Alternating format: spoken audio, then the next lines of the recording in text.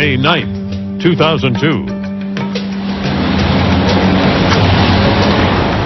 It's the world's longest border with our largest trading partner.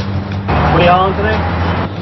Thousands of trucks every day, millions of containers every year, billions of dollars worth of goods critical to the American economy. If you disrupted that system, it would have a profound effect on the U.S. economy. Open borders can be an invitation to America's enemies. Got a guy, he's now walking eastbound B, maroon jacket, gray pants. Our number one focus is on stopping terrorists from entering the United States and looking for weapons of mass destruction. Tonight, the border. Is it America's Achilles heel? From ABC News, this is Nightline. Substituting for Ted Koppel and reporting from Detroit, Chris Bury. This is the Ambassador Bridge. It spans the Detroit River between the United States and Canada. The Canadian border is a bit like a neglected sibling whose misbehaving brother gets all the family's attention. It is the Mexican border, after all, where the American government and the media tend to focus. Before September 11th, for example, the U.S. Border Patrol had more than 9,000 agents on the U.S.-Mexico line. Here on the northern border, which is more than twice as long, there were only 330. Among the lessons of September 11th is that Osama bin Laden was targeting the American economy as much as the Twin Towers of the World Trade Center. And here in Detroit, home to the big three automakers, that is a matter of great concern. The trade that flows across this border exceeds all of America's commerce with the European Union. Yet senior government officials concede these places where foreign cargo enters the United States remain vulnerable to terrorism. Nightline spent the day at a number of border crossings to examine those vulnerabilities and the government's response since September 11th. We began here at the border between Detroit, Michigan and Windsor, Ontario. And if you are making the border crossing anywhere in southeastern Michigan, you're doing it okay, except in the big rigs. Trucks, 20 minutes delay inbound United States. It's morning drive time, and those big rigs, along with thousands of commuters, are crawling across the border. Citizenship. You're the registered owner of the vehicle. What was the purpose for your visit to Canada this trip? During the week, we're getting now about 9,000 to 10,000 cars a day, and on the weekends, we can get up to 18,000 cars a day on the bridge. Angela Ryan directs the U.S. Customs operation in Detroit, charged with keeping the border safe and the traffic moving. The significance of Detroit is that we have a pretty busy passenger operation, and we have the busiest commercial crossing in the United States. We have 25% of the trade with Canada comes through this border. You have on average 5,000 trucks a day rolling across a single bridge. There's more trade that comes across the Ambassador Bridge between Windsor, Ontario and Detroit, Michigan than the United States has with China. And Stephen Flynn, a leading trade analyst, believes that makes the bridge an inviting target for terrorism. If you want to take on the United States, you won't do it by going toe-to-toe with American forces. You do that, you'll lose. The way you do it is try to weaken our soft underbelly, which is our dependency of being a globally engaged society, a commercial society. And that's what gives me great cause of concern. Do you look for threats coming across in passenger cars here? Absolutely. We look for threats any way they could possibly be coming in. But you don't have time to conduct very serious interviews with people coming across in a passenger car. I mean, the traffic wouldn't allow it. We've got a lot of information already in our automated systems that help us screen the passengers as they come across. Where are you going, sir? What are you looking for? What are the kind of signs that are telltale signs that someone deserves a closer look? We're really looking for anything that's out of the ordinary, any inconsistencies in their story, possibly nervousness, sometimes if they're too calm as opposed to if they're too nervous, just anything that is not the standard pattern of what the inspectors used to see. Why don't you come on and step out? We'll do an inspection of your vehicle here. Since September 11th, the entire focus of the U.S. Customs Service has shifted dramatically, according to Commissioner Robert Bonner. Right after the attacks, the number one priority of the U.S. Customs Service became the terrorist threat, and that is keeping terrorists and terrorist weapons out of the United States. In fact, at about 10 a.m. on September the 11th, the U.S. Customs Service went to level 1 alert at the borders, which is the highest level security alert we have. And we're still at level 1 alert today. At the Ambassador Bridge, that means the National Guard is still on active duty. Every truck driver must now stop for, at the very least, a preliminary interview. The inspection process is based on targeting. Since it's only possible to physically inspect a tiny percentage of cargo, the Customs Service looks at those drivers and cargo that deserve a second look. In the lingo of the Customs Service, they're looking for anomalies. Roughly 1 in 3 trucks is pulled out of the line for an on-the-spot check of its cargo compartment. Customs wanted to give the contents of these trucks an extra look, so it sent them for X-rays. These devices, now being added to major crossings along the border, move past a number of trucks at once, scanning images of everything inside. The X-ray itself takes about 30 seconds for the image to be recorded, and what the inspector is doing now is reviewing the images for all the trucks. Have these X-rays turned up anything interesting? The very first day we had the truck here, we ended up finding a load of merchandise that was not properly manifested. Again, it was not a instrument of mass destruction or narcotics, but it was merchandise that didn't belong in the truck, and it was the anomaly that showed up on the screen. A tiny percentage of trucks is deemed suspicious enough to sideline until their trailers can be inspected item by item. This one raised eyebrows because the shipping manifest listed nut butter from Togo and the Netherlands, countries 3,000 miles apart from each other. What we found out after doing the exam is that they were from the same Canadian supplier who has different sources for his product. The Canadian shipper who actually buys nut butter from Togo and the Netherlands. That's correct. But at first blush, it looked like an anomaly, so we pursued it. Since September, the new emphasis on security has paid some unexpected dividends.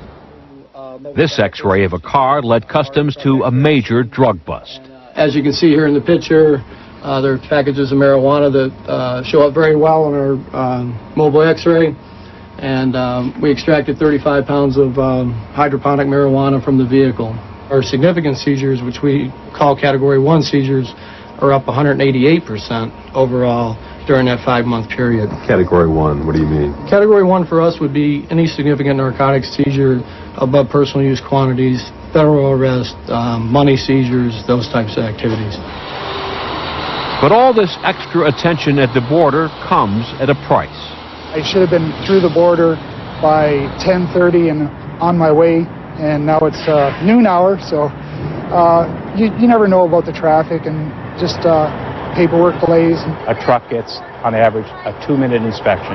If they do more than that in the current situation where the inspection facility is set up, you fill up the facility, they'll back up onto the bridge, and you shut down the interstate system. What are the implications for that? An assembly plant costs about $1 million an hour to run. They go idle if you can't get those parts. And in this era of just-in-time manufacturing, the Ambassador Bridge itself is just another part of the assembly line. So critical for the auto industry that about 60 companies, including General Motors, have joined with the Customs Service in a program that gives them speedy passage. The companies agree to transmit detailed information in advance about each driver and shipment. In return, Customs gives participating trucks their own express lane at the border. It seems a practical balance between security and commerce, but trucks represent only part of the potential threat at America's border. This is ABC News Nightline, brought to you by Mitsubishi Motors.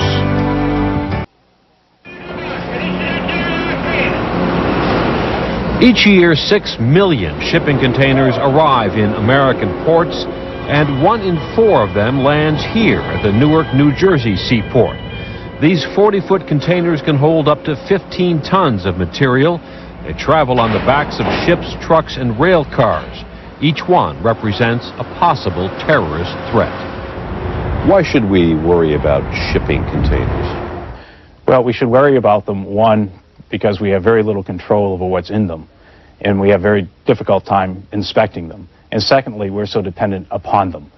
The ports and the shipping lanes under your jurisdiction have been described as the soft underbelly of the U.S. for terrorists. Would you buy into that description? They're vulnerable, certainly. Even the man in charge of the U.S. Customs Service worries about the ripple effect of a terrorist incident involving shipping containers. There will be severe disruption to the international trading system, which heavily relies upon ocean-going vessels and containerized vessels to ship most of the goods and commerce of the world. And so if you disrupted that system, what concerns me is that it would have a profound effect on the U.S. economy and the world economy, because that system would shut down, just as the airlines shut down after 9/11. You get a twofer for using a container as a poor man's missile. That is, if you put a weapon of mass destruction, a chemical, a biological, or nuclear weapon inside a container, one is you'll get the destruction of that setting off in probably a very vulnerable area, a city, urban area, or a piece of transportation infrastructure that makes our economy run. The second was, it raises a question, well, what about all the other boxes? How do we know they're safe? The best guesstimate of going through all the containers that we have and sitting in our economy would be something in the order of 6 months. That's a mess. Like the customs inspectors in Detroit, the federal agents here in Newark know they are really juggling two jobs. Our goal is to inspect and intercept narcotics or contraband weapons, but we're also conscious of keeping the economy rolling along, and we need to facilitate the flow of legitimate cargo. Most cargo crossing our borders is legitimate. It's that very small percent that is not, and that's what we're here to try and find. To help them, the port at Newark has also installed X-ray machines, gamma ray scanners to be precise, that are large enough to examine an entire container at once. As you can see, there's a large detector tower on our left side. On the right side is a source box which contains the gamma ray technology, which scans the container. And inside our office here, we're able to determine what is inside that container by looking at the images. We look for contraband, and the contraband can come in various forms. It could be narcotics, but it could be a weapon of mass destruction. I can show you that right now. With that in mind, inspectors in the field have been equipped with special detectors that will alert them to any level of radiation, including what might be found in a crude nuclear device or so-called dirty bomb. It went off. It shows one, which is very low level, and it's fertilizer, and of course there's radiation in many types of goods. Now, they have some scanning technology to help them along, but the reality is we're talking between 1% and 2% of all containers get a door opened and somebody looking inside to see something's there. It's really not a question of whether you're opening 2% or 5% or 15%, because the real question is, are you screening and looking at the right percent? And you don't need to look at all containers. When we talk about that 2%, the highest risk cargo, when we weed it out and say this is the highest risk, this is what we're looking at right here, it gets a very intensive examination. Here in a Brooklyn warehouse, customs officials were alerted to a shipment from Iran. It raised suspicions after a routine X-ray showed an unusual density in a cargo container. Inspectors and National Guardsmen opened each box in the container, and what did they find? Iranian dates. The data that customs gets is notoriously bad. Very little detail. In many cases, about 20% of the boxes that come in the United States will only list as in the manifest freights all kind. Critics suggest that the paperwork that the customs looks at is inadequate. Is that a concern as you're looking at security matters? Is the current documentation that's required simply inadequate? You know, it's not to my satisfaction. It's not adequate. We get a lot of advance information. You have to understand that. A lot of advance manifest information on a voluntary basis from the carriers. But a lot of times that information, through no fault of theirs, is it's overly broad, it's not accurate.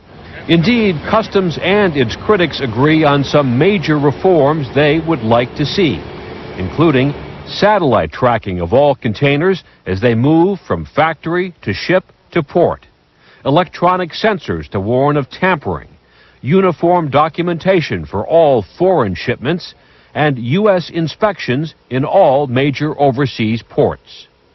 That we push it outward to the port of departure in Europe or in Asia, so that we're doing our targeting and screening there, in cooperation, of course, with those governments.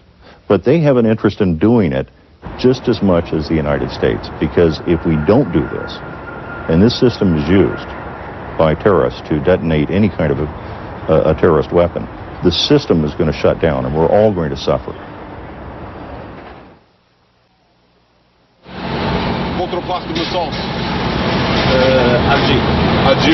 Back at the customs checkpoint in Detroit, this driver, hauling a truckload of Australian beer, gets some extra attention. And that, too, is part of the new emphasis on securing the long-neglected northern border. A moment ago, a truck delivering beer was examined. The driver was Algerian. Algeria has had a number of Al-Qaeda cells reported. Is that the kind of anomaly that gets a second look from customs?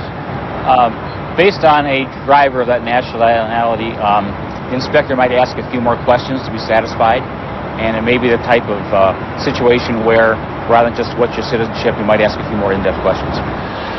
The driver and his documentation checked out, and soon he was on his way. But the targeting customs officials reject the word profiling is based on previous incidents.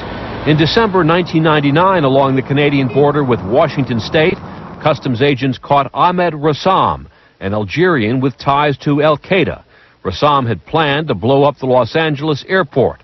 Instead, federal agents caught him with more than 130 pounds of explosives in the trunk of his car. And last October, in the Italian port city of Gioia Tauro, authorities found an Egyptian man inside a cargo container bound for Canada. He had a satellite phone, Canadian passport, laptop computer, and phony airport documents. The suspected terrorist disappeared after being released on bail. Got a guy, he's now walking eastbound B, maroon jacket, gray pants. Might be a local, didn't see him walk in. He's looking around like he's looking for something. Here in this command center in Blaine, Washington, U.S. Border Patrol agents operate remote-controlled fiber optic cameras to see who is trying to cross the U.S.-Canadian border. Got him now walking still eastbound B. If there's activity in the area of a camera, the camera can identify that, and maybe I don't have to dispatch an officer to that area to take him away for something else I'm having him work. The northern border is 4,000 miles long, and some areas are quite open.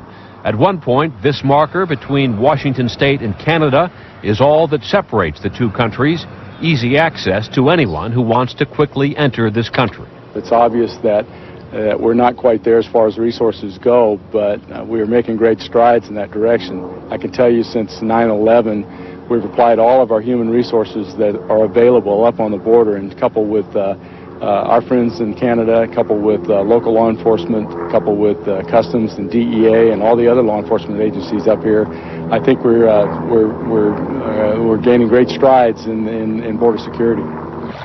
Such strides are overdue on the northern border. In the Detroit sector of the U.S. Border Patrol, for example, only 38 agents were responsible for guarding more than 1,300 miles prior to September 11th. Since then, their numbers have more than doubled. It is early evening, just after sundown, and we are patrolling an old smuggling route along the St. Clair River between Michigan and Canada. The Border Patrol recently apprehended a number of illegal Chinese immigrants who had been smuggled across the water here, and the theory is if smugglers are already plying these waters, then terrorists could easily buy their way across. You have some 1,300 miles here to patrol. That's a lot of real estate. Correct. It's a difficult task. We do the best we can. We rely quite a bit on the local people that live here. They provide us with quite a bit of information, report things suspicious, that sort. We're able to respond. Works quite well.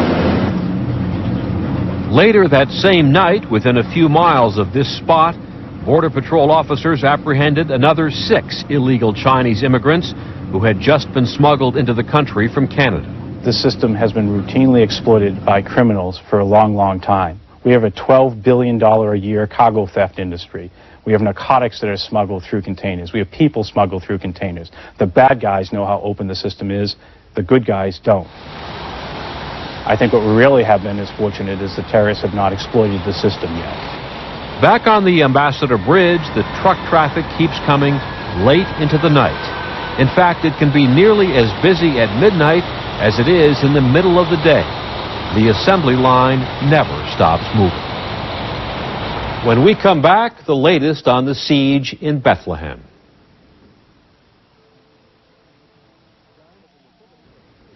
The siege at the Church of the Nativity appears to be coming to an end. ABC News correspondent John Yang is in Bethlehem. And John, after so many snags, is it finally safe to say that a resolution is at hand? It does appear so, Chris. The first two of the 123 inside the church began coming out about 7 minutes ago.